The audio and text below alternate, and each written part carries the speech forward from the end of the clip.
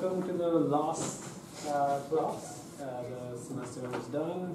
I guess what I'm trying to do today is just finish the PCA thing that we started last time. We'll just sort of make that precise. Last time we gave you a pretty high-level intuition about it. We'll make it mathematically precise, and then we'll tell you about some things that are just essentially advanced concepts, right? Things that we couldn't possibly cram into one class, but you have an idea of what comes next. Okay, just reminders, your poster session is still due. Thank you for groaning. Yes, it is still due.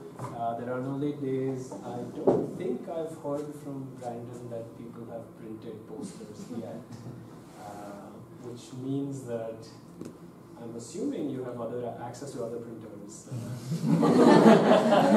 That would be the only possible explanation. Because if I get yelled at by Brandon tomorrow or the day after, then there is a transitivity property here. Okay, good. Yes? I had a question. How are the poster boards going to work? Are we just going to put them together at 1:30 that day? Or? Try to come here around 1 or 1:15. Okay. We have the room booked from I think noon to 5. We have easels and poster boards. We provide you pins, tapes. Stick them up, put them on the easel. We'll start. I'll start going around at 1:30. People might trickle in and out depending on their schedules.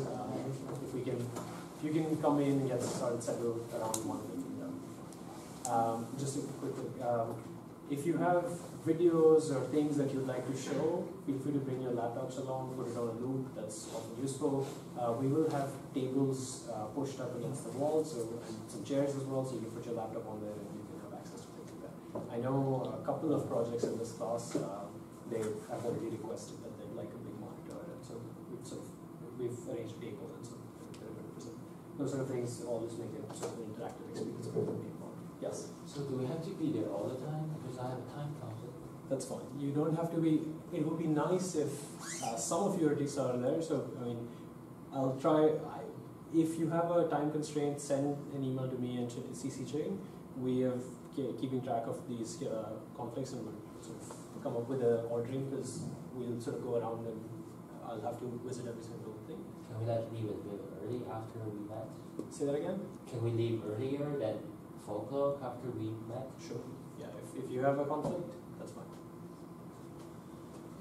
One thing that I do recommend, if you don't have a conflict, feel free to go around and look at your classmates' posters and presentations. This is a good opportunity. You're getting to see, on Thursday night when you're trying to finish all the experiments, think about the fact that others are doing the same.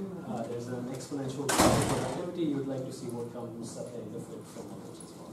So everybody else has done that as well. So try to look at what others are doing. Okay. All right. By path of least resistance, the final is where it always was. That's the time. Just a reminder. This is one thing that I want to quickly talk about. You have by this time received an email from about SPOT, the Student Perception of Teaching. The thing that I collected around the midway point in the class, that's an informal thing, that's only for my benefit. That's not collected by anybody. So these are the final sort of teaching evaluations and feedback.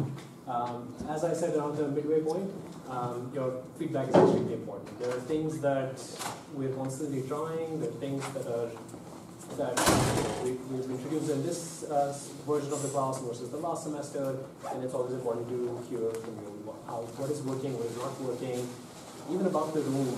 I think there's a question on there that asks you, is the room connected? Every semester I get into this struggle where I try to find a room where I can have slides and a board, and not a board from the 18th century, but every so often that we get stuck with these sort of things. So all of those things that you could do, things that we could do, things that the university could provide, those are all things that we want to do. And these things matter. I'd like to emphasize, they come back, I read them, they're compiled at various levels.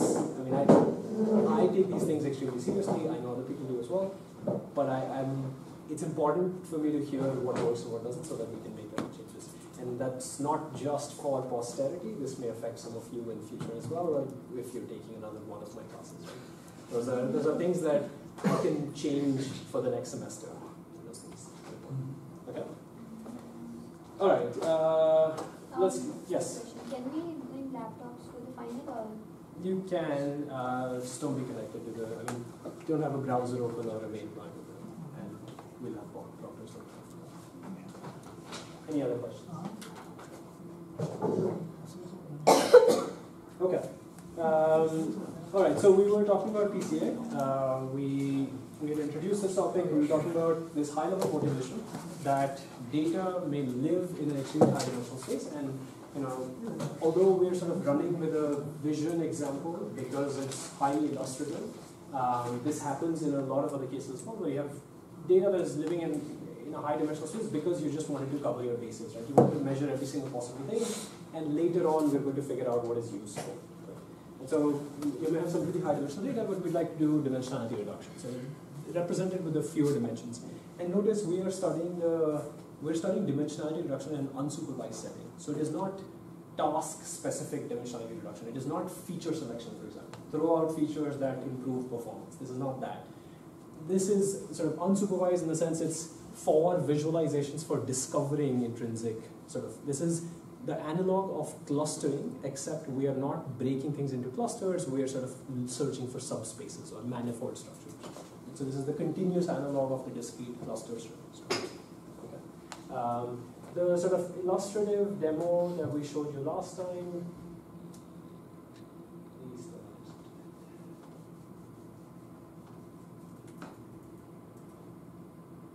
the thing that we showed you last time, which is exactly what we'll make precise today, is this idea, right? That there's data that you measure. This is two-dimensional data. Forget that this is y. It's an x1 and x2, and it really is. It feels like the data is living in some one-dimensional space, and we'd like to extract that. These are the coordinates that we start off with. This is coordinate 1, coordinate 2, and somehow we'd like to end up in these sort of coordinates, right?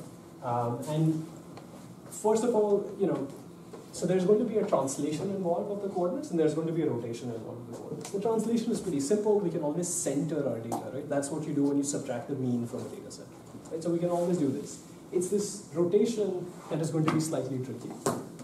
And that's what we'll make mathematically precise today. What we'll say is that we'll start with one particular formal objective, and that objective is after I do my rotation, I'd like my axes or data along my axis to be as uncorrelated as possible. Right? So for example, in this case, this example is really meant for dimensionality reduction, and that's why it was sort of, even if it's this sort of a thing, where this data is really not one-dimensional data, right? It's still two-dimensional data, but what you have done is by finding these axes in this two-dimensional space, the feature 1 does not predict anything in a linear relationship fashion about feature 2. The correlation coefficient of the correlation between the covariance between feature 1 and feature 2 in this new feature space is 0.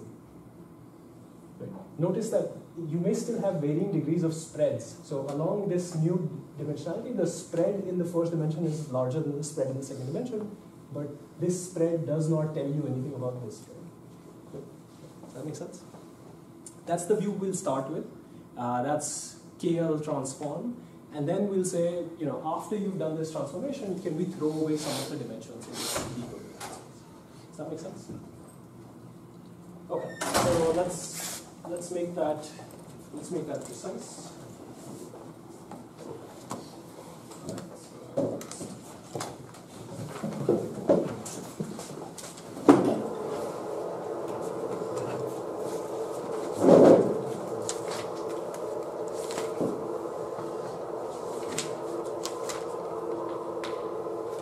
Here's the goal. We have data that lives in some d-dimensional space. I'd like to transform that right now, still continuing to live in d-dimensional space. Later on, we're going to do dimensionality reduction. So right now, I'd just like to do this transformation. And I'm going to do a specific transformation. I'm going to say z is equal to u transpose x, where u is a particular kind of matrix. It's an orthonormal matrix. I'm not going to allow all possible, this is a linear transformation first of all, but it's not even all possible linear transformations, it's linear transformations that preserve something, and we'll talk about that. One assumption that I'll make is that x, if I think of it as a random variable, x has 0. And so I'll assume, actually, without loss of generality, that the expected value of x is actually 0. And this is without loss of generality because if it's not true, else you can just replace x by x minus expected value of x. Right? Compute it on a data set, subtract from it, this is centering of your data. Right? Why am I doing this? Because if you make this assumption, then if it's 0 mean, then the covariance matrix, this is what I'll use to denote the covariance matrix of x. That covariance matrix is expected value of x minus expected value of x minus expected value of x transpose. Right? This is the covariance matrix. X is some vector. I subtract the mean. I take the outer product with itself, and I'm supposed to get the expected value of that. This nicely reduces to just expected value of x transpose. This is a d by d matrix. On the diagonals are the variances, expected value of xi squared. On the off diagonals is the expected value of xi. And if you want to estimate this from data, all you have to do is like, so covariance matrix estimated, just 1 over n summation of xi transpose I. Does that make sense? Go over your data set, just compute outer products of those vectors, just sum up all the outer products, subtract by n, that's your estimated covariance matrix. This is after centering your data, and after zero subtraction. Okay, that's just notation. Coming back, so we want to do this transformation from x to z. We want to do the transformation in a very particular way. What is that particular way? The constraint is that u is orthonormal, which means u is a matrix of size d by d. It has some columns ui, right? And this is what ui transpose dj is 1 if I is equal to j. Right? So if I take column number 1, take dot product with itself, right? Then it has a norm of 1. That's norm 1, and it's 0 if I not equal to j. Right? So this is basically this is a set of basis vectors in d-dimensional spaces. Right? These are vectors that are all orthogonal and they're all unit norm, and they're sort of helping us do a basis change, right, in terms of data. Yes. So I have a question. So basically, you mean that the data doesn't vary. I mean, the variance is 0, right? No. The mean is 0. The mean is 0, so the variance is x minus expected value. Yeah. So if the mean is 0. So what's the interpretation? What's the what? Interpretation of that. So having 0 mean is the same thing as saying center your data. So go to every single, on your training data set, go to every single feature, compute the mean value of that feature, and subtract it from every single data point. Right? That's what this thing is saying. Right? And it's just, for me, in this derivation, it's just notational convenience. Otherwise, every single time I write covariance matrices, I'll have to keep track of the minus expected values. It's just much easier for me to assume that the data has already been pre-centered, and this is often what you do at training time anyway, right? We subtract the mean of the data. It's a central process. In terms of the illustration I was showing on the line, the two-dimensional plot, the mean of the data set lied in that on that. That's why that was the origin of the new coordinates. Okay. So x is our input. We'd like to map it to some new dimensional space through a transformation that's a basis change, right?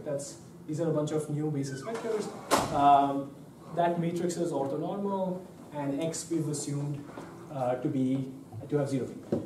What would we like out of this new basis, right? This is, not just any u is fine, not just any orthonormal u, right? We'd like something specific. The thing that I was trying to show in that plot is that we'd like so this is the covariance matrix in terms of x. What I'd like is such that find u such that the covariance matrix in terms of z is basically a diagonal matrix.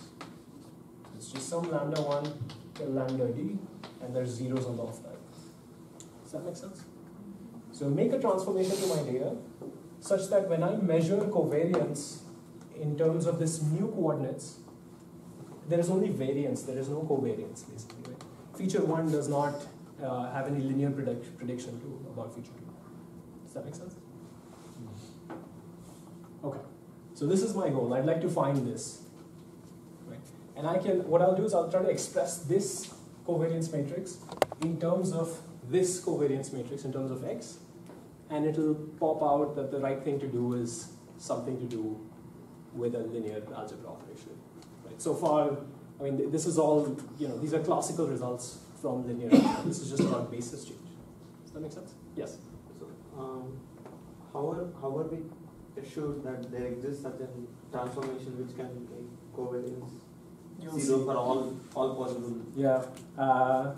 Let me proceed to this, and you'll see that it has to happen. That the thing does have a valid solution for all possible. Thank you. That's a good question. Yes. So the goal is find an orthonormal u, which Yes. does this? Find an orthonormal u, which does this transformation, such that after the transformation, the features are. Yes. So you multiply by the orthonormal u, that's the same as just like rotating your data? Yeah. Okay. Because we have already pre-centered the data. Okay. Yeah. Okay. That's the interpretation. And it's that same interpretation of there was a green axis and a red axis, and now we're sort of rotating it and getting it better. Does that make sense? Okay. All right. So this is what we want. Let me write. What is this? So I know that sigma z, first of all, is expected value. Just plug in the definition of z minus expected value of z minus expected value of z transpose close bracket. What is expected value of z? Do we want to guess? We know expected value of x is 0. This is a linear transformation, 0 as well. Because it's u transpose expected value of x, and that's 0. Okay. So this is just expected value of z transpose. Okay. And I can plug in, and this is expected value of sort of u transpose x times u transpose x transpose, right? Which is equal to, I can expected value of u transpose x transpose u, which is equal to u transpose expected value of x transpose. Does that make sense? So that means this sigma z is the same thing as u transpose sigma x u. So the covariance matrix in terms of x is being right and left multiplied by this transformation that gives us this. Anybody see the linear algebra operation happening here? What could this be? Say that again? SVD, almost, SVD. We'll make a connection to SVD, almost. There's a good guess anytime there's a linear algebra operation. There must be an SVD in there somewhere. Usually is. That's a pretty good guess, a priori, over the space of answers to that question. Yes. Okay, so here's what I'll do. What I'll do is, so I know sigma z is equal to this. What I'll do is I'll left multiply u here and left multiply u here as well. Right? This product is identity, exactly, because this is a bunch of columns multiplying together. Only when you have the same thing you'll get it, right? So this thing is just an identity matrix. And so what we're getting to is sigma x times u is equal to u times sigma z, and we know that sigma z is just this diagonal matrix, lambda 1 times lambda d. Z doesn't off diagonals. Almost, not quite SVD. So let me take a column of u. So sigma ui is equal to lambda I ui. Now there should be something going. Eigenvalues, exactly, thank you. So it's the eigensystem of the covariance matrix, and that's the answer to your solution. It always exists. We can always find that eigensystem. The moment you write lambda. Exactly. Exactly. There's always a reason for the notation, right? It's trying to prime the visual system in your percept to say eigenvalues. Yes. So this is a vector. So you basically, so the algorithm is fairly trivial, right? This is all of PCA. Take your data, center it, compute the estimate of the covariance matrix, right? This is what we can compute. Write a for loop on your data set. For every vector, compute the outer product. Sum all of those up, compute the average. Find the eigen vectors and values of this. That will give you a U. And that's it. We know that this U is exactly our transformation. That's how we should project it onto the new feature space. And those U's are the sort of new directions that we go in. That makes sense? This also tells us that X is equal to UZ, right? Because I can left multiply by U on both sides, and this will become identity again. So X is equal to UZ, which also means that X can be represented by ZI, UI, I going from 1 to N, right? So we can now interpret Z's as how much to go in the direction of U's to reconstruct X. Does that make sense? Right? I just basically re-swapped my argument. Instead of Z equals U transpose X, I made X equal to UZ, which is, so Z is telling us Z become the new knobs in this new coordinate spaces. Does that make sense?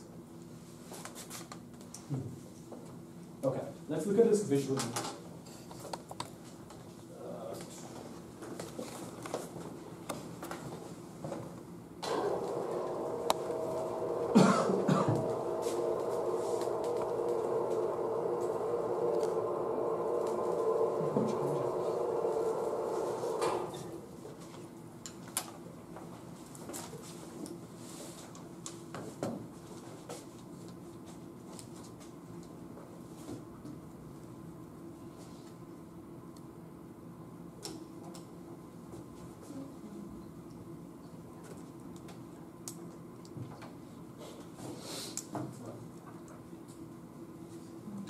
Okay, so this is what we were talking about, right? So let's come back here.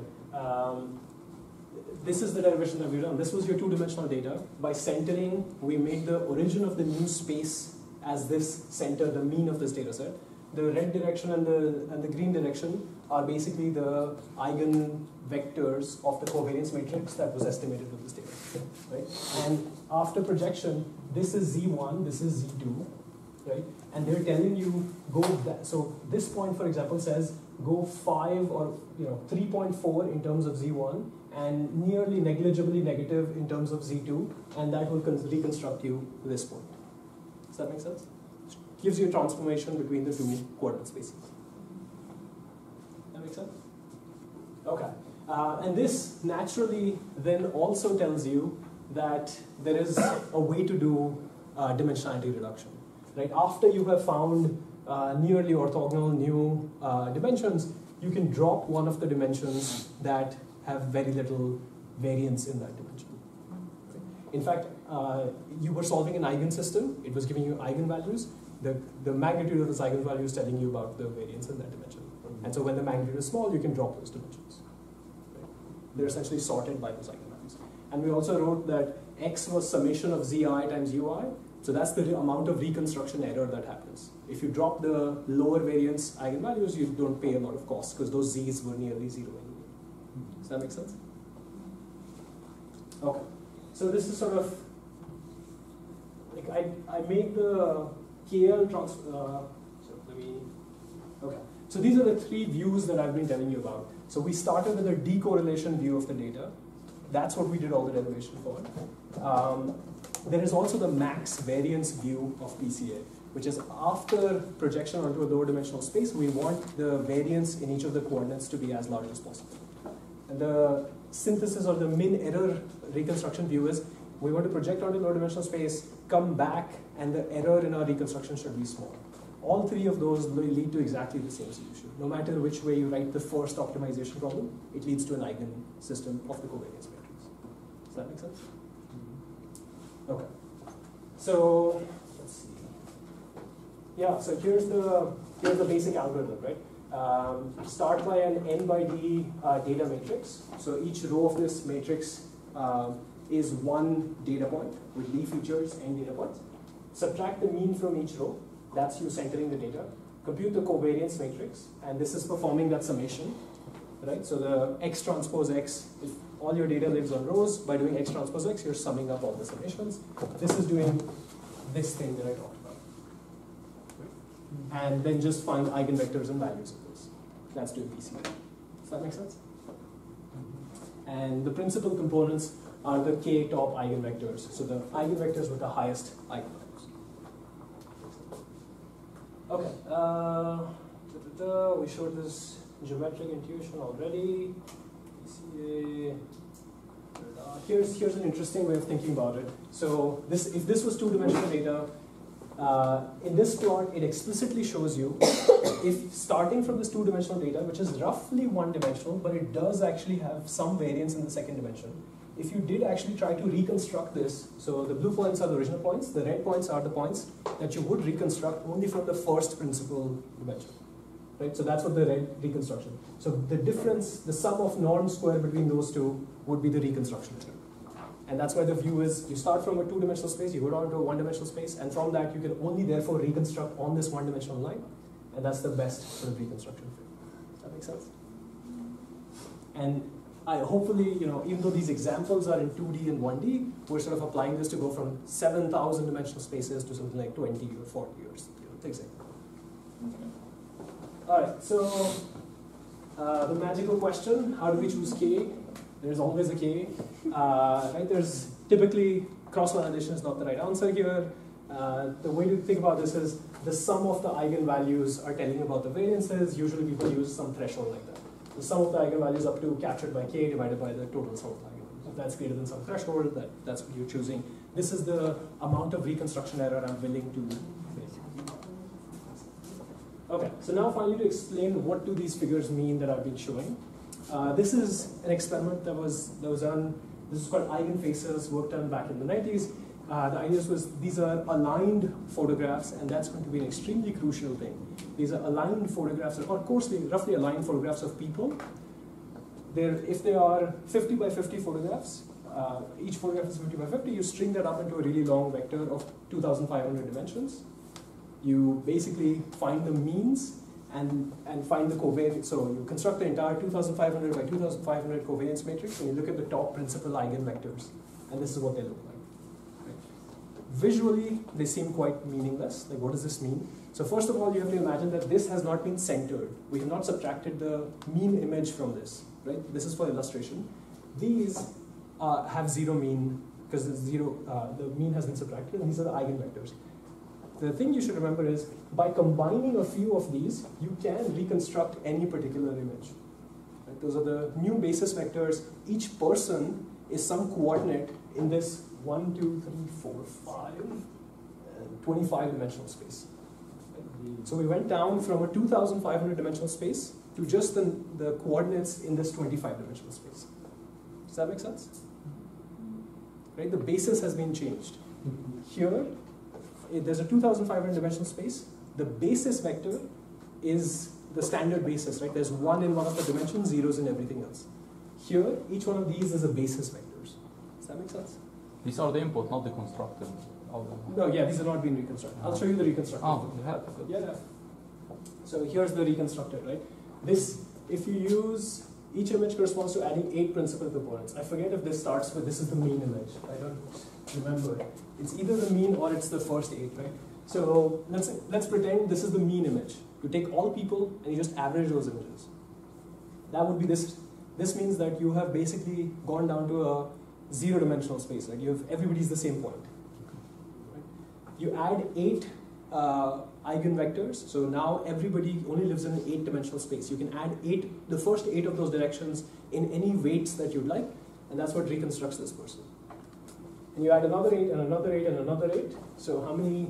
So 1, 2, 3, 4, 5, 8, 5, 40, 80. So by the time you're up to an 80-dimensional space, you can already do a pretty good job reconstructing. Does that make sense? Mm-hmm. And you get a nearly perfect. So here's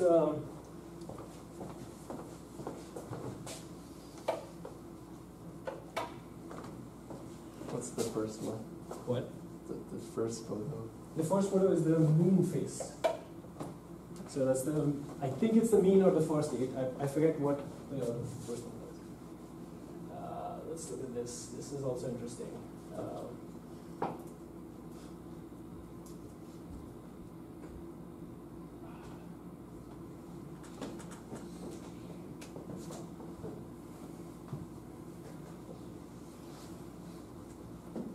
Face machine. Yeah, so this is interesting.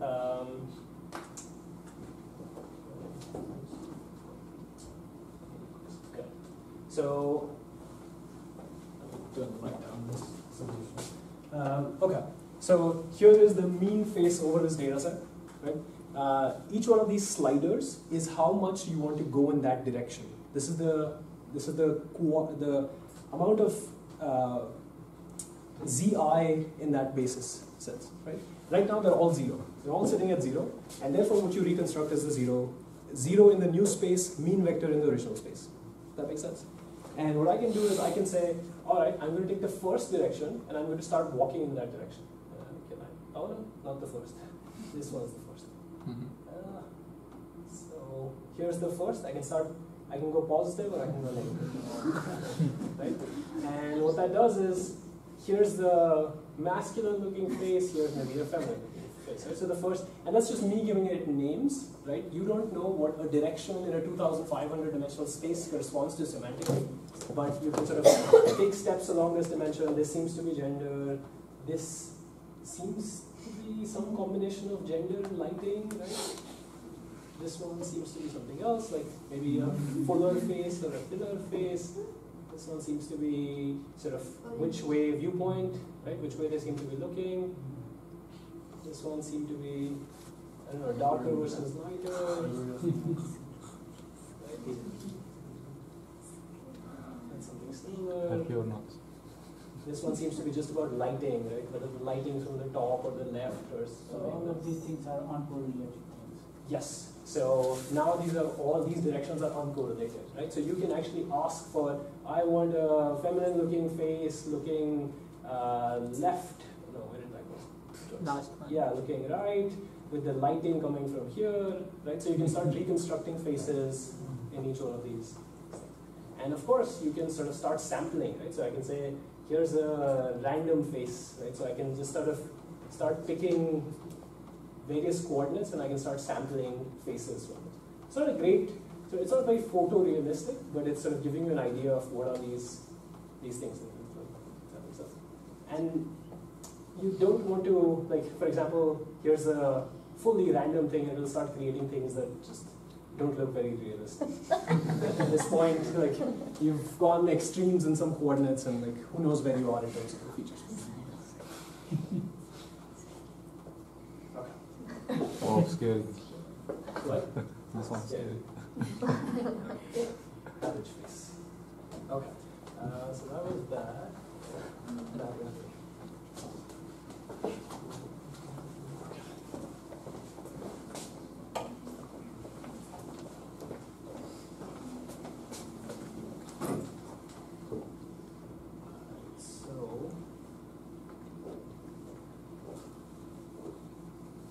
So those are the reconstructions, we talked about that.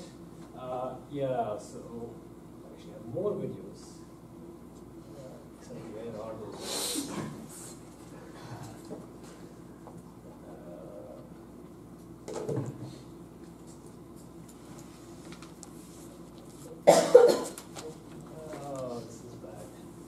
can't remember where those videos are.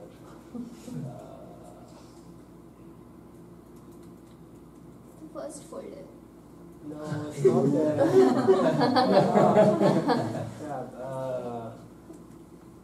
I have this bad habit of not keeping track of videos because I needed them at the last minute.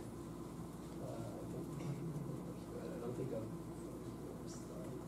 Maybe look for the extensions. Ah, perfect. Yes, I found it. Right. Light wave, not that one.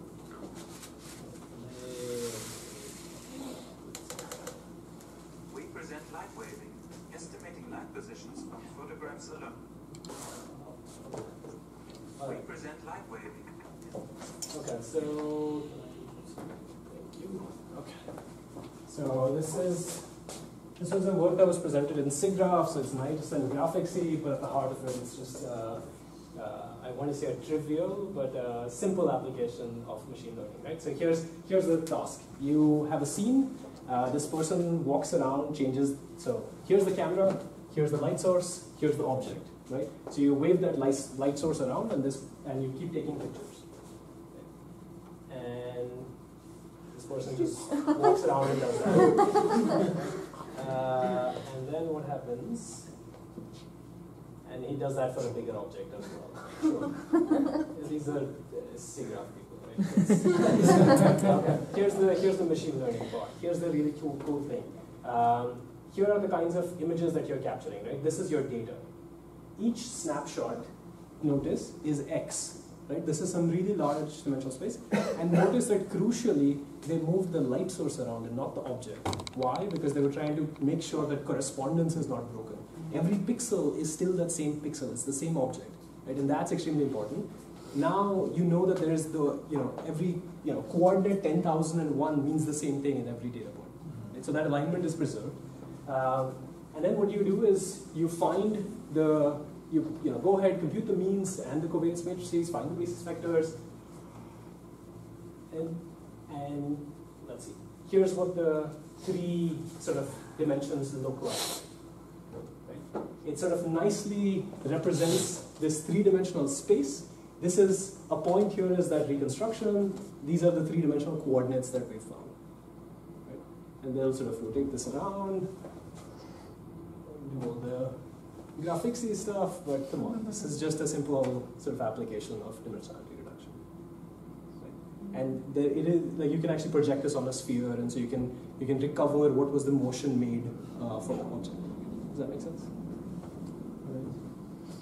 Yes. So that kind of sphere-looking thing, that is just taking the first three principal components and plotting them for Yes. each data point? Yeah.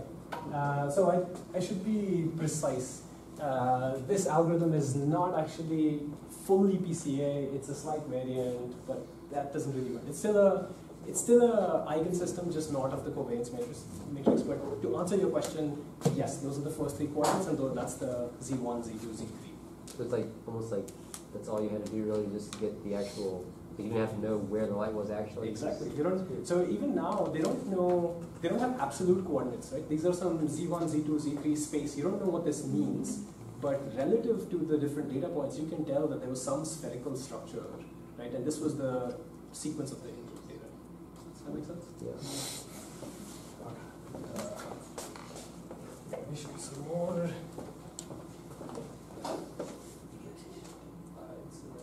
This is just another object. When you write a paper, why stop at one object, right? So apply the same technique to a bunch of these things. Is this a second paper? No. And then why stop at one sort of waving pattern? You can have sort of this spherical waving pattern, right? And you can recover that from. The interesting thing is that you can recover that. Okay. And then obviously you can create new images by taking step in each of those three directions. Right? So you can have different lighting of content. Okay. Yes. Okay. So this was incidentally, another application of this same idea. So another application of that same idea, this time not 2D faces but 3D faces. So they went ahead and asked people to come in, scanned their faces. So now they have 3D face model of various people, and this is them sort of visually showing that they're computing the average face. Right? So this is the average 3D face. You will apply the same technique, find the basis vectors, and in a second they will. Yeah, so you can sort of. So here's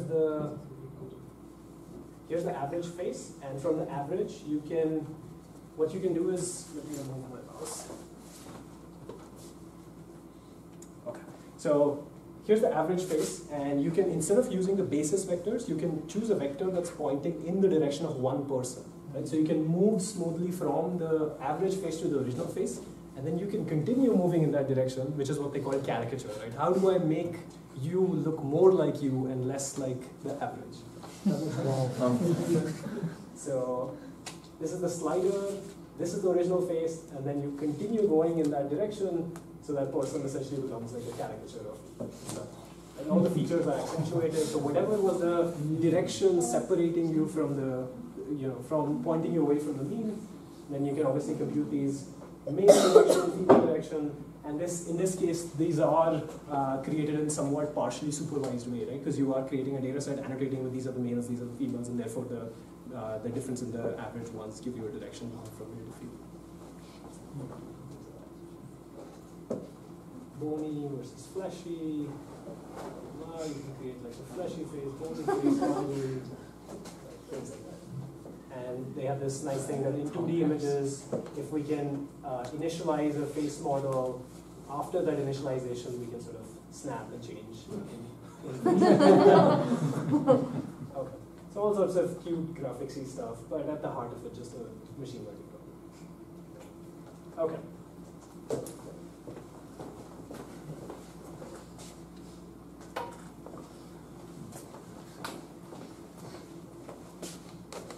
Okay. So those were the applications. One thing that I want to get to is the fact that if you think about it, everything, at the heart of when you should apply PCA, especially in vision, graphics, those sort of domains, you have to solve the alignment problem. Every single feature has to remain the same. If you're not in those domains, then go ahead, it's very easy for you to, you can measure any sort of 10,000 features and you can compute those things, right? The thing where you run into problems is estimating this covariance matrix. If you're going to estimate 10,000 dimensional features, covariance is D by D, right? So you have to hold that in memory, you have to have that many parameters, and you have to feed that into an eigensolver, right? So you're going to ask MATLAB for, here's, if I have an image which is of a size million pixels, then it's a million by million that I'm estimating from maybe 2,000 images. It's an extremely low rank system. Then I'm feeding that into MATLAB and asking for eigenvalues, right? So that's problematic. So what can you do? The thing to do is SVD. You can, and this is where the answer, the guess actually does come right. It turns out that you can find the eigenvectors of a matrix X transpose X by actually computing the SVD of X, right? And it's a simple sort of linear algebra trick that we can play. Let's do that quickly. That I really want to share.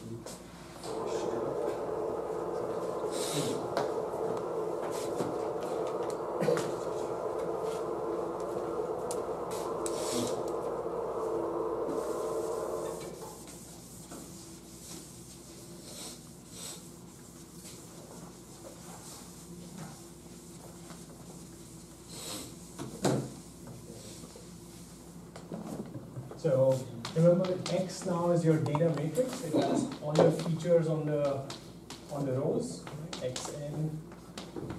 Right? So this is an n by d data matrix. Right? When you do X transpose X, and these are centered features, so there's zero mean have been subtracted. When you do this, it basically X transpose is this sort of a thing, and it computes basically outer products of all those features and sums them up. Right? If we can first solve SVD of X, singular value decomposition, what it gives you is this sort of a decomposition of a matrix, right? So SVD of X represents, it's a way of decomposing a matrix of arbitrary size, eigenvalue system only applies to square matrices, this can be rectangular matrices, into a product of an orthonormal matrix, and a diagonal matrix. And you know, SVD in MATLAB is going to solve this for you. This is often much faster. So an eigensystem, this is, so x by x, this is a d by d matrix, and ix is going to be order d. Right? We want to avoid this. The way to use SVD is you can see that if I start writing this down, x transpose x is actually US V transpose times US V transpose, which is V S transpose U transpose US V transpose. Right? This is an orthonormal matrix, therefore that's identity, and you end up getting VS squared, because this is a diagonal matrix, it only has entries on the diagonal, times V transpose. Right? And so basically the eigenvalues of this you can extract from the singular value decomposition of that. Does that make sense? This is basically the eigenvalue system. Because I can write V, what I can do is, which one? V transpose? Yeah. Okay, so if I write V transpose here, then this will go away. Right? And so that's an eigenvalue system, and I can extract that just by doing SVD. And SVD is a lot faster. This is a n by d matrix. SVD usually is order n d times min of. So you've reduced the dimensionality. You've reduced the thing from order d squared. So it's actually a lot faster to do this. Does that make sense? Yes. So if you only want like the first like 3 Yes. vectors, so you would. Are you saying you make x smaller, or you just? No. So what I'm saying is, by solving the SVD of your data matrix, and by looking at the right orthonormal matrix that SVD gives you, it's giving you the eigenvectors of the x transpose x matrix, which is what you're interested in. Those are your new basis vectors. So instead of first computing this and then feeding that into an eigensolver, you just don't do any computation. You construct your data matrix and you ask for an SVD solver. And an SVD solver is typically much faster than an eigensystem solver. And remember the fact that we do not actually have to do x transpose x as well. We never have to construct a large intermediate matrix because x transpose x is d by d, and d can be really large. D can be like 1,000,000 by 1,000,000. You never have to construct that matrix. Okay. There's no real downside. Yeah, doing SVD, there's no downside. There's usually only an upside. And in SVD also, you can ask for a truncated SVD, which is what you were asking for. So instead of giving me all this full matrix, you can ask for just the top few columns. Yes? So n is the number of data points and d is the number of features. N is the number of data points, d is the number. So in usually number of data points are greater than number of features, and in that case, think about images. Is that really true? If you are treating every pixel as a feature, then D is really large, which is what some of those applications were doing. Okay. Right? Just take the raw pixel values and run SVD. But you're right, if you did do dimensionality, like if you did first extract handcrafted features from it, then you still don't have anything to lose by doing SVD, you just don't have any gains. Okay. So in some sense, like this is all of PCA, right? SVD. And this is why people often conflate PCA is SVD, because that's all that's needed. That's the only operation. It's already implemented in MATLAB. It's just called SVD. Does that make sense?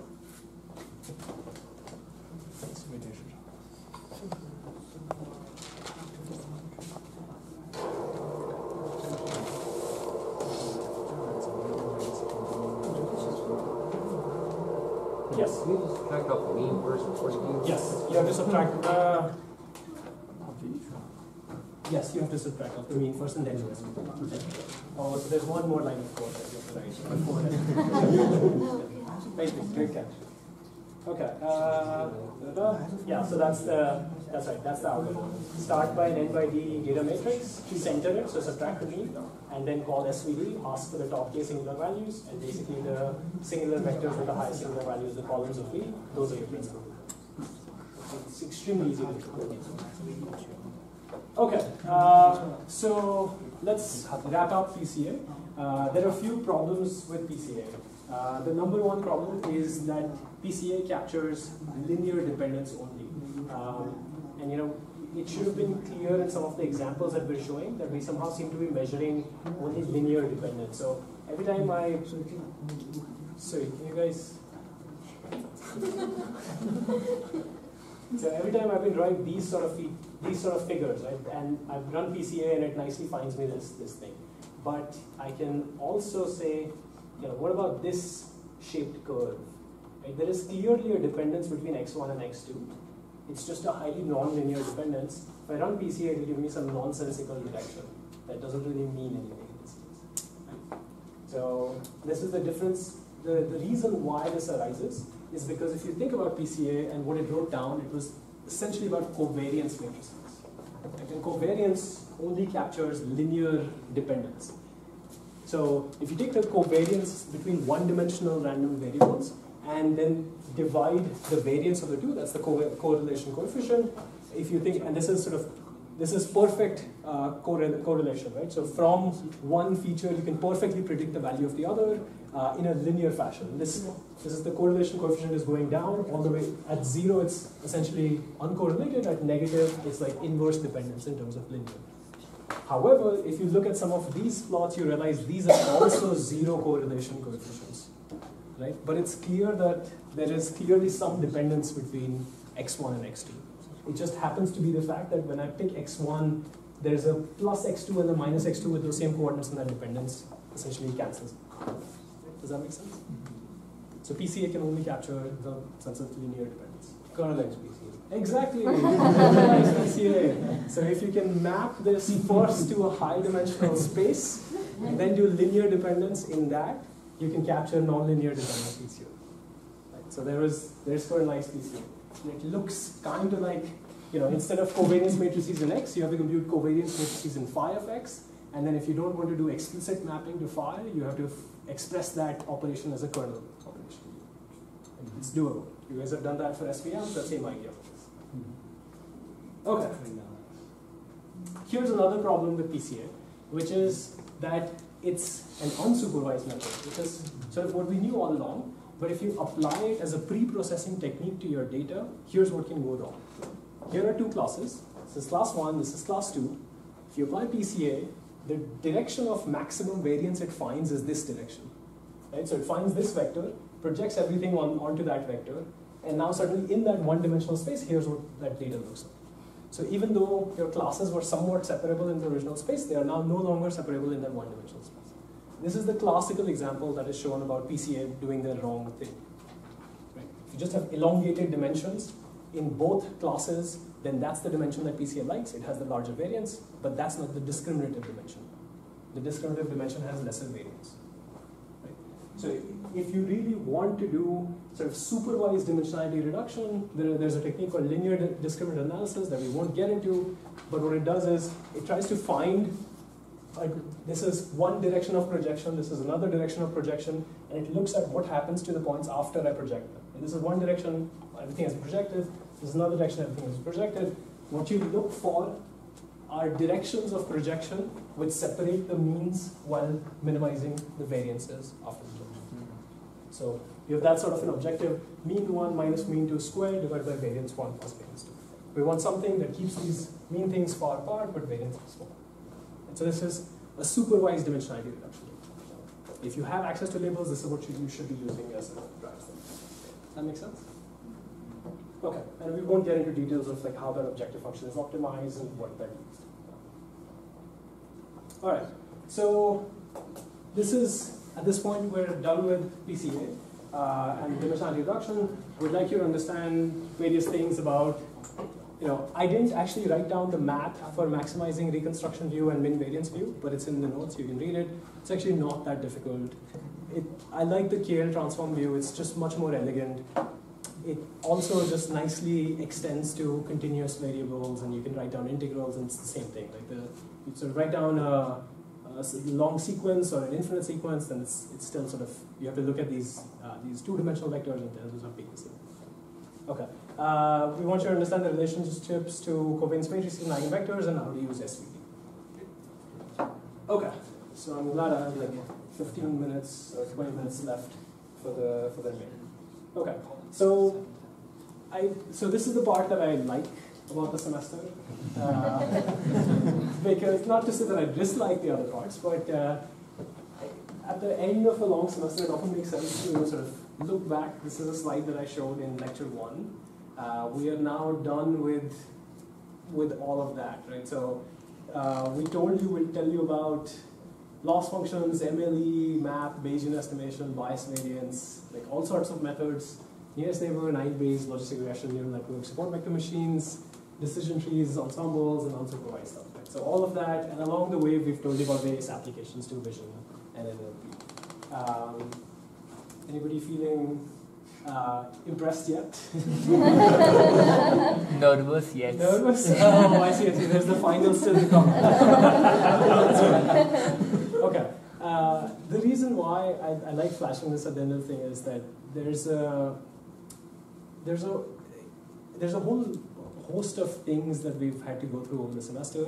I don't want you to leave with the impression that machine learning is a mixed bag of tools, that we were taught a whole bunch of sort of tools to use in various things.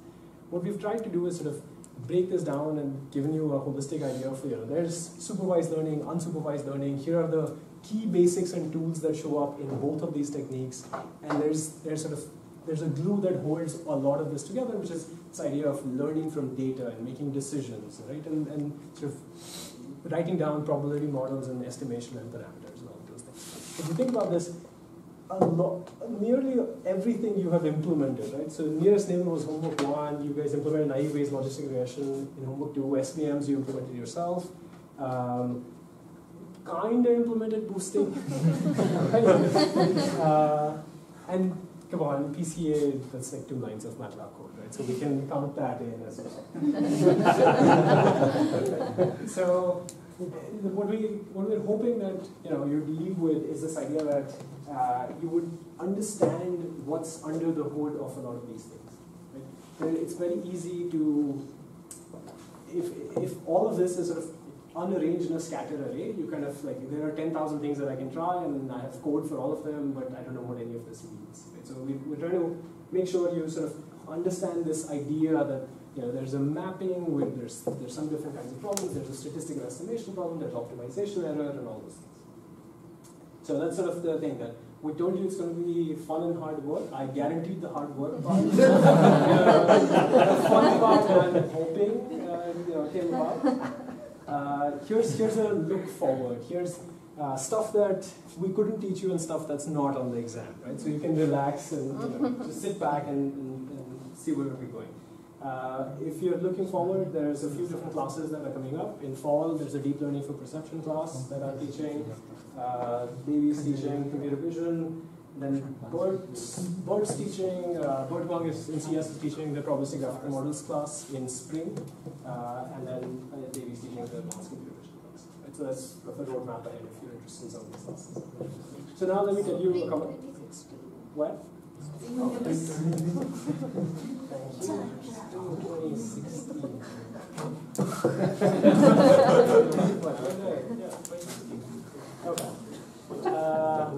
So now let me tell you a little bit about some of these topics that we couldn't get to, but I think you'll enjoy just at least getting a flavor for it.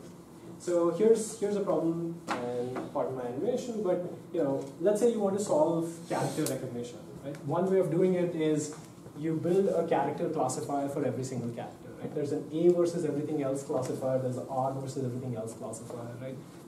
Let's say you build that, and you can kernelize it, whatever. And maybe it's not a one versus rest classifier. Maybe it's a natively multi-class classifier or a softmax. Right? Here's test time. I show you 2 digits. What are those 2 digits? Sorry, not digits. What are those 2 characters? It looks like a C. Looks like a C. Looks like a now. How about now? Is the problem easier? Yeah. So that problem is easier because even though there was a lot of confusion between these two, you were able to exploit some context about the entire word level structure. And this is something that psychologists have noticed perception people have noticed for a long time. Here's a word that nobody has problems reading, the cat. Here's a particular coloring that shows you that there are 2 characters there that are identical. Pixel to pixel identical. This one you interpret as an H, that one's an A. Right? Not because of what information is contained within it, but what is contained around it. So if you restrict yourself to doing character level prediction, phi of x for those two will be identical. You got to get one of them wrong, no matter what classifier you train, no matter how many kernels you use. And yeah, so I also show this sort of an example sometimes. What is that? Have you already played this game in lecture 1? Yes, we have. Okay. So there's a bunch of blobs in these pictures that are essentially the same thing. Yes. This fundamentally drives to this idea that we should not be doing X to Y mapping. We should be taking a collection of inputs and trying to map them to a collection of outputs. Right? X1 through Xn could be different characters in a word. X1 through Xn could be different pixels in an image. And Y1 through Yn could be labels for each one of those characters or labels for each of these pixels. This idea is extremely simple, but it leads to this straightforward problem. We now have to store probability distributions over a bunch of variables. If they're all discrete, they take case states. This is, n variables, each taking case states, k to the n, that many parameters I'll need to hold for this. But if everybody is independent, suddenly everything factorizes and I only need n parameters. So n minus 1, k minus 1 times n. Right? That's that many parameters I'll need if everything is independent. So somehow, independence between random variables is a key concept that helps you get away from this combinatorial explosion that you pay as soon as you have to do joint reasoning. Okay? And this is this idea of probabilistic graphical models, which is, in some sense, in the 90s and early 2000s, before sort of deep learning revolution took over, and even now, continues to be one of the principal directions in machine learning that is one of the most exciting directions as well. It's broadly a marriage of sort of graph theory and probability theory. So if you thought each one of those were hard by themselves, this was going to be extremely fun to play with, right? Graph theory, because what we'd like to do is we'd like to represent independence assumptions via a graph structure. We'd like our variables to be nodes in a graph or vertices in a graph, and we'd like to be able to read off, is A independent of B given C from the graph structure. Right? And that's why it's this marriage of graph theory and probability. And basically, it's a compact representation for exponentially large probability distributions. What is the probability distribution? It's the probability of y1 through yn given x1 through xn. So if y1 are pixel labels or word level labels, then y1 through yn is extremely large distribution.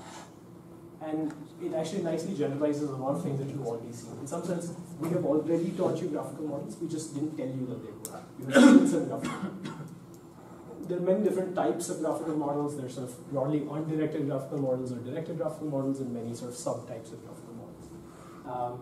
And sort of the main things that you have to worry about in graphical models are representation. How do we store these joint distributions, right? And there's the inference questions like how can I make predictions from this distribution, and also learning how do I learn this distribution. So here's a first example that sort of concretely will ground these things. These are 3 random variables, x1, x2, x3. If I start storing, this is one particular graph structure. This is a directed graph. When you use directed graph, the model is called a Bayes net. And what this graph structure is actually encoding is that x1 is independent of x3 given x2. Because there's a chain structure, all directed paths from x1 to x3 pass through x2. So if I told you that, so think of an arrow here as a way of probabilistic influence. It's not deterministic influence. It's certainly not causal influence because we can't determine causality, but that's a whole different other issue. Think of it as probabilistic influence. If you told me something about x1, I can infer something about x2 rather than x1. Right? But if you tell me x2, suddenly all information from here to here has to pass through this, and I already knew this, so now knowing x1 cannot tell me anything else. That's what that graph structure tells you. Here's a quick demo of this that I really like. Okay, excellent. Can we do some?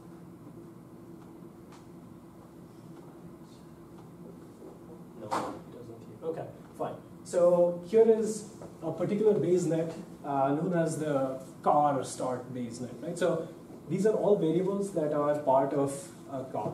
And so, for example, whether or not the car starts or not, this is a binary variable. Whether the engine cranks or not, is there a leak? What is the gas gauge? Is there gas in the tank? Right? A bunch of them are discrete variables. Some of them are binary variables. This graph structure, how was it constructed? It was constructed by going to a bunch of cars, looking at the state of these variables, and inferring what is the dependence between these variables. Right? And it's not just the dependence, it's the strength of the dependence as well. If you tell me that the battery power is low, what do I know about whether or not the engine will turn on? So each edge has a conditional probability table associated with it. What do I believe about this variable if you tell me this variable? Right? Here's something in practice. So after learning is done, we're sort of not telling you how learning is done, but after learning is done, this is the process of inference. I can query every single variable and I can say start. And so this guy says, just probability of start. So start is a variable, it takes two states, yes, no. Given evidence, so far there is no evidence. Right? If you just walk up to a car parked on the street, what is the probability that it will turn on? Right? It says 93% chance that it will turn on, 6% that the car is broke. It's a reasonable thing, depends where your data was connected. Posh neighborhood versus problematic. Right? So I can also sort of query, what's the battery power like? Says good, 92%. Is there gas? What does the gas gauge show? Is there gas in the tank? 50-50, right? There's a 50-50 chance that there's gas in the tank. Okay. Here's something that I can do. I can say, okay, I observe something about this variable. So I know that the car starts, right? Or maybe the car doesn't start. Let me say the car doesn't start. Right? I tried this car, this doesn't start. Now when I query this structure, I can ask, now what is the probability that the engine cranks? And so notice that it suddenly dropped from engine crank. Oh man. I didn't try that. Okay. Observe Check back. the guys. Don't observe it. Query, engine crank, 93. Okay, excellent. Yeah. So it went from a 93% probability of engine cranking if you don't observe anything to a 2% probability of engine cranking if you actually do observe that the car doesn't start. Right? So it's actually calculating something about this variable given something about this variable, and we can play this game for every single variable. Right? I can condition on an arbitrary subset and I can extract an arbitrary subset. If you think about what this operation requires, if there are 20 or 18 variables, let's say they're all binary, there is a joint probability between all of them. So there's 2 to the 18 sized table, joint distribution. First of all, we're not holding that in memory. Okay? We're holding that in smaller factors. Second of all, when you ask for a or a subset of variables given another subset of variables, you have to perform marginalization. Right? Everything that is not covered in the query or the evidence has to be marginalized out. So if I ask for one variable given another, there are 16 other variables who all take two states, so 2 to the 16 summations have to happen to do that marginalization. We're doing that nearly instantaneously, right? Because we are using a sparse representation. This graph is not fully connected. Not every variable is connected to every other variable. That allows you to do fast inference. And it basically allows you to write down these summation operations as certain graph structured operations. Send this message from variable 1 to variable 2 and sort of work your way forward. Does that make sense? Mm-hmm. So that's the idea of, sort of the key idea of graphical models. And it's an extremely elegant sort of language to talk about things. A general Bayes net, if you maybe have seen this in an AI class, consists of something called a directed acyclic graph, a set of random variables, directed acyclic graphs whose vertices are those random variables, something called conditional probability tables, a variable given its parents, you just store those tables, you don't store everything else, and you can show that the joint probability can be written as this factorized form. So let's play this game. So this game is called Name That Model. There are two types of variables, so x1s through x4s and y. The shade indicates that these things are typically observed, that is not typically observed. Anybody know what this variable is? What this model is? Just by drawing this particular graph structure, this encodes a certain set of independence assumptions. The independence assumption is that if I tell you y, then all the x's are conditionally naive Bayes. That's a naive Bayes model, because all you ever compute is probability of x given y. These are the conditional probability tables that we actually end up storing. that times probability of y, that's the joint distribution. Right? And you can sort of read this off from a thing. That's naive Bayes. What is this? It's quite similar, except the x's have some arrows between them. This is something called tree augmented naive Bayes. It actually accounts for the fact that just because you tell me the class label, the variables don't become independent. We actually still continue to have some dependency structure between them, but that dependency structure is tree structure. How about this one? Anybody heard of it? Hidden Markov model, excellent. So there's some x that I observe, some y that I'd like to infer, and there is some temporal structure. Right? There's a chain structure on y's. And what this is basically saying is, I observe this, what do I believe about this? So I observe all of this, and I'd like to know what do I believe about this, right? So if this is a b, what is the next most likely variable here? So there are two types of tables you need. So if this is an a, what does a look like? Right? This is an observation model, and this is a transition model. Given that this previous character was a, what would this be? Right? It's a hidden Markov model, and this is exactly what we were talking about here. That's what you would apply. Let's see. Yeah. So a hidden Markov model essentially requires you to learn just 3 distributions. What is the probability that a word will start with a particular character? What is the probability that a certain transition will be made? And what is the observation probability? And you can sort of learn these things. NLP people call these things n-grams, where n-gram just means counting the frequency of up to n words, right? Or n characters in this case. So this is n-gram statistics learned from the Origin of Species, the book by Darwin. And what this is showing is this is the 1 gram or unigram, and this is the bigram. So this is just the relative frequency of these different characters from reading this text. How often do I see an empty character, or A, B, C, D, blah, blah, blah. And the size of this is indicating a distribution. Right? This tells you how often something might happen. This is transition probabilities. Given that I observed an A, what is the likely thing that the next thing will be a B or something else, right? So empty can go to A. Let's see, there's a Q. Q, where's a U? That's it's one really dot. Small. There's one dot. There's one dot. So Q's don't appear. This is at a character level. You can do this at a word level, and that's called the Google did this thing where it's the word level n-gram statistic where they crawled the entire web, right? So they're crawling every single page and they're counting every triplet, every single occurrence of a word, every 2 occurrences of a word, 2 grams, 3 grams, 4 grams, and it's available from online from here. It's 1 trillion words on the web, 100 gigs uncompressed. Here's what that looks like. Yes. So here's what that looks like. This data, the sample data looks like this. So this is the 3 gram data. So ceramics, collectibles, mentioned 55 times. Ceramics, collectibles, fine, mentioned 130 times, right? And so every triple sequence that you can come up with, every 4 gram serves as the incoming 92 times, serves as the incubator 99 times. And this is basically telling you what is the probability, like if I see 3 things, what is the fourth most likely thing, right? I can just loop over everything.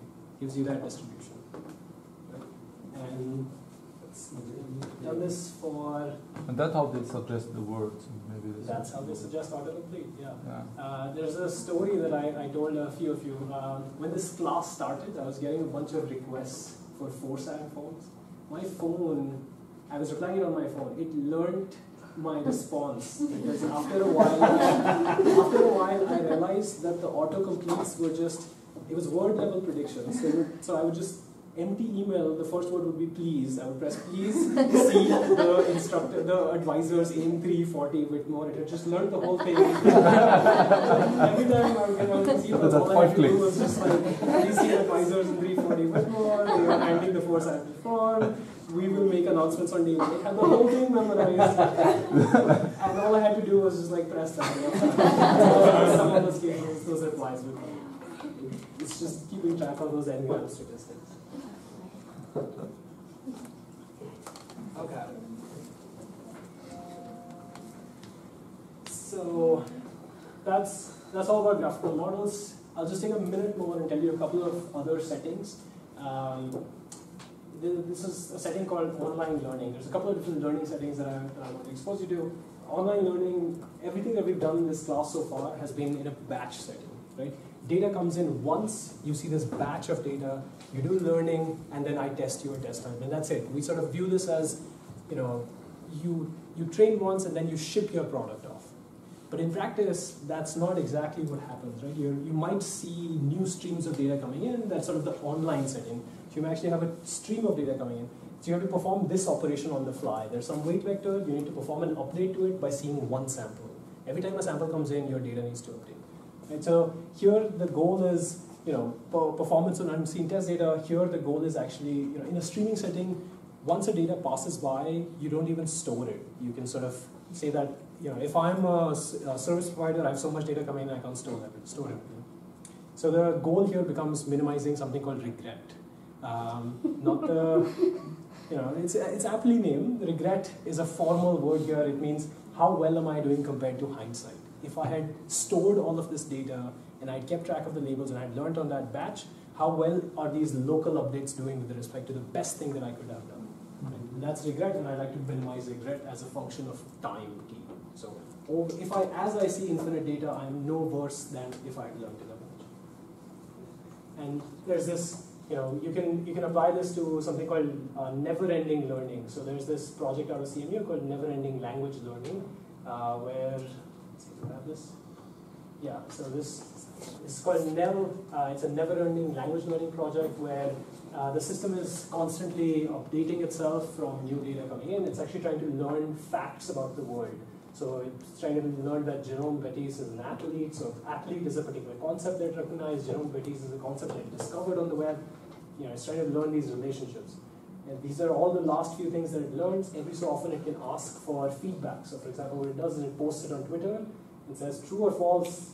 Tom and Dion is a criminal, I don't know. Catholic District University is a county, probably not. So you're down, it's a university, right? So interior, bedroom pop is a genre of music. So you can say yes or no, and if that's labeled, then sort of learns out. Okay. That's an online learning setting. Here's something else that is often used, which is the active learning setting. Everything that we've taught you in this class was the fully supervised thing, right? Where there is data which goes to an oracle to be labeled, which is then handed to this machine, right? Where you get just annotated data. What you can also ask for is a setting where the machine has access to unlabeled data as well, and it may actually request labels on certain samples. So you can say, I've learned so far, I'd like to see a sample on this. Right? And that's more active interaction. And the human annotator can label that, send it back, you have to make an update. So you can see how active learning can be combined with online learning typically, because your data annotations are going to come in a streaming fashion. You'd like to do quick updates. The typical things that people often show are, active learning with respect to passive learning, where passive learning is just data annotated randomly. So if I just annotated 60 random instances, you will probably do worse than if you let the machine pick which 60 to annotate. And typically what is commonly done is you query instances that the learner is most uncertain. Okay, let me skip a few things because I think I should let people go. One of the things that, okay, so this is actually interesting. There's something known as semi-supervised learning. Everything that we talked about had this clear distinguishing between supervised learning and unsupervised learning. Right? There was either fully labeled data or completely unlabeled data. You can sort of start to mix those settings together. Unlabeled data is extremely easy to get. But let's say you have these 4 samples, and I ask you, what is the best hyperplane that separates them? Right? You would say positive on the left, negatives on the right, something like a vertical line. But what if I said, I also have unlabeled data that looks like this? Would your beliefs change about where you should draw the decision boundary? Yes? It feels like it should be like this, right?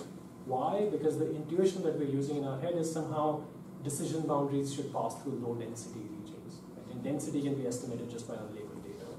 Right? That's sort of the ideas that are used in semi-supervised learning. You have some fully supervised data, some partially, some unlabeled data, and you'd like to learn more. Okay. So I think that's about it. what I'd like to end this class with is the slide that I started with, which is what is machine learning? It's this high-level idea of trying to get understanding out of data, right? And in some sense, I often treat machine learning as a sort of key ingredient, necessary ingredient for an AI system, right? And that's sort of where we've been going. And we often sort of have these grand goals where we will, if we can just get these things to learn, if we can just get them to learn, they will sort of learn on their own, and we'll sort of. But when you see, we sort of make claims to all of AI, when you see what is actually solved, span classification, frontal face detection we can solve. That doesn't feel like much of an intelligence. Unfortunately, there's often the problematic thing here that as soon as you solve something, intelligence doesn't seem very intelligent. It's one of those things where it's like the AI of shrinking gaps. Right? Everything that you solve is no longer AI, it's game search or something. What I often think about is maybe making progress. So this is an old idea from Marvin Minsky from his book called Society of Mind, which I encourage you to read if you haven't.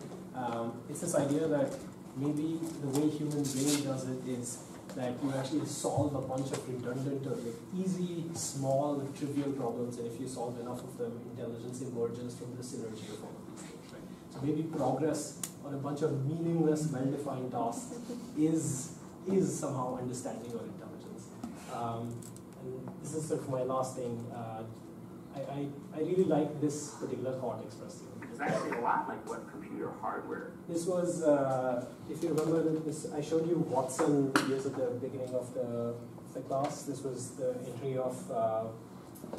entry of IBM to the Jeopardy challenge, and these guys were trying to discuss has Watson achieved. If you were to look at what's going on in the brain, you think, gee, I mean, there's no understanding in here. There's just neurons firing and patterns of neurons firing, and you know, how's that understanding? You don't realize that when you access a word like that you actually are thinking, is this a flying mammal, is it a stick? But it's happening mostly below our level of conscious perception. Somehow it all composes into something that we experience as understanding.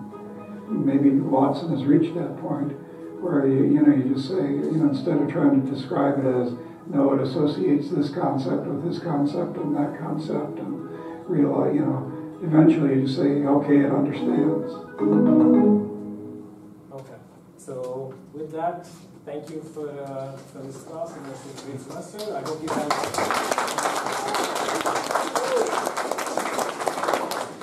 have fun at the post session and the final. Look forward to all the great projects. Don't sweat about the final.